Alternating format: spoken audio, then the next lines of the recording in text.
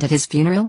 Fine, I won't be paying for your surgery with my inheritance. My sister, 29, and I, 17, lost our dad a year ago. My mom was never in our lives, so our dad was the only parent we ever had. Our dad left us a large sum of money for me and my sister. My sister spent her inheritance to get new cars and invest in renovating her house that she lives with her husband.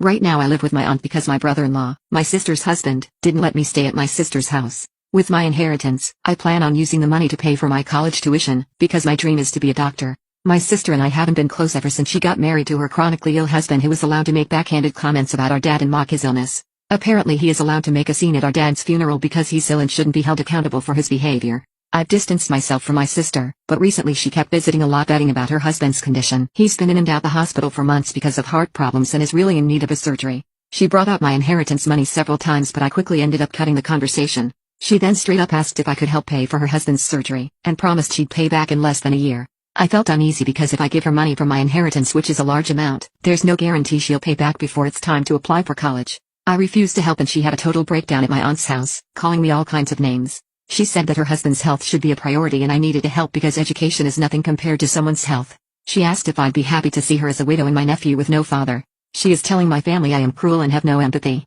My aunt suggested others pay but most of my family cut my sister and her husband out of their lives. I argued that her husband's poor health isn't my fault after she kept blaming and guilt-tripping me into giving her my inheritance. She kept crying and although my aunt decided to stay out of it she said that I should be prepared for permanent damage in my relationship with my sister if I don't help her now. I asked my friend and he said let them sell the cars and all the luxurious stuff they bought to afford the surgery, and he warned me if I give them money, I probably will never get it back and may not be able to go to medical school to pursue my doctor dreams. Am I the jerk?